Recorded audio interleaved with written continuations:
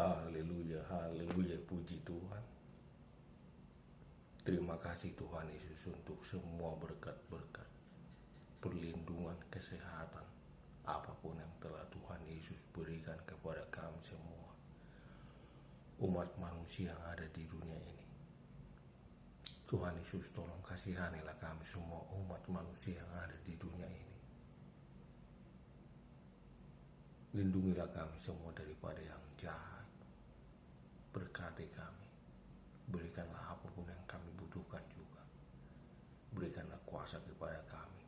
Roh Kudus Tuhanlah senantiasa tinggal atas kami, menyertai kami, membimbing kami, mengajari kami untuk mengasihi Tuhan, mengasihi semua orang, menjauhkan semua dosa, melakukan yang benar, berbicara yang benar, hidup benar di hadapan Tuhan, belajar firman Tuhan setiap hari dengan benar, dan melakukan firman Tuhan dengan benar. Tuhan Yesus, apabila ada umat manusia yang ada di dunia yang sakit pada saat ini, dalam nama Tuhan Yesus, tolong sembuhkanlah mereka yang sakit. Berkati, lindungi, berikanlah juga yang dibutuhkan apa. Semua orang yang mendampingi orang-orang yang sakit, yang melayani orang-orang yang sakit juga. Apabila ada umat manusia yang ada di dunia ini yang sedang bergumul dalam kehidupannya, yang sedang menghadapi permasalahan-permasalahan hidup juga, dalam nama Tuhan Yesus, tolong lindungi mereka, berkati mereka, berikanlah apapun yang mereka butuhkan juga. Kuatkan iman mereka. Roh Kudus Tuhan yang mengajari mereka, membimbing mereka, agar mereka benar-benar percaya hanya Tuhan yang sanggup menolong mereka dan memberikan apapun yang mereka butuhkan. Terima kasih Tuhan Yesus. Tuhan Yesus, untuk semua pemerintah-pemerintah yang ada di dunia ini juga, tolong terkhusus untuk kepala-kepala negara, kepala-kepala daerah, semua jajaran mereka, lindungilah mereka, mampukan mereka, ajari mereka bekerja dengan benar untuk melayani rakyatnya dengan jujur, mensejahterakan mereka dengan adil, damai, dan sejahtera. Terima kasih Tuhan Yesus untuk semuanya. Dalam nama Tuhan Yesus, haleluya, puji Tuhan. Amin. Firman Tuhan Yohanes pasal 4 ayat 43 sampai ayat 54. Yesus kembali ke Galilea dan Yesus menyembuhkan anak pegawai istana, di mana Yesus berkata, nabi tidak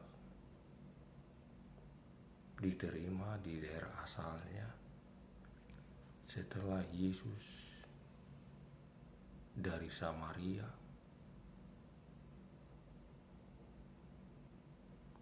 dalam perjalanan dari Yudea lewat Samaria. Sekarang Yesus kembali ke Galilea dan ada seorang pegawai istana, anaknya sedang sakit, demam, dan akan mau mati. Orang Kapernaum datang kepada Yesus memohon supaya Yesus menyembuhkan anaknya. Datang ke Kapernaum, tetapi Yesus berkata,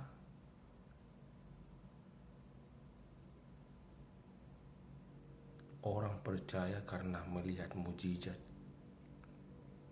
kata Yesus.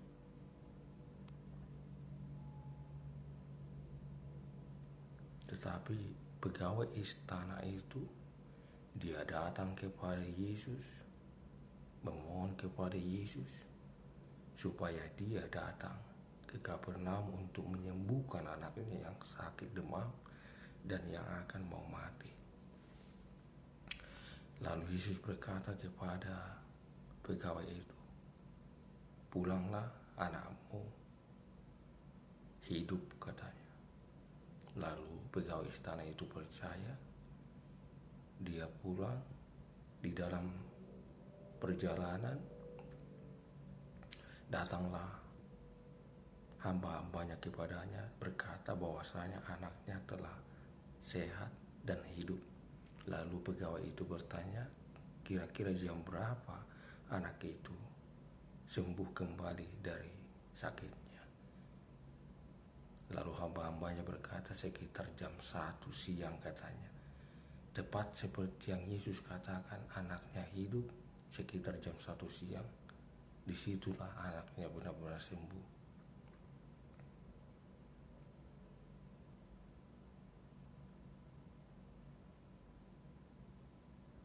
Jadi inilah mukjizat kedua yang Yesus lakukan di daerah Galilea, di Kana. Mukjizat pertama, air menjadi anggur. Mukjizat kedua, Yesus dengan hanya berkata atau berfirman, anakmu hidup. Anak pegawai istana ini benar-benar hidup. Yang menurut orang-orang anaknya sudah sakit keras, demam keras, akan mati, tetapi hidup hanya dengan perkataan anakmu hidup. Itu yang Yesus katakan, dan benar-benar anak pegawai istana itu hidup. Haleluya, haleluya, puji Tuhan. Pesan utama dari firman ini yang pertama, kita harus benar-benar percaya Yesus adalah Tuhan yang benar, Tuhan yang punya kuasa menyembuhkan orang yang sakit. Hanya dengan percaya, memohon kepadanya dengan sungguh-sungguh, maka akan terjadi mukjizat seperti anak pegawai istana ini yang dikatakan anaknya telah demam keras dan akan mati. Hanya dengan percaya, pegawai istana ini datang kepada Yesus dan memohon, dan benar-benar mukjizat terjadi, kesembuhan, dan anaknya menjadi hidup kembali. Yang menurut orang anaknya akan mati. Dan pegawai istana ini dan keluarganya semua jadi percaya kepada Tuhan Yesus lewat mukjizat tersebut.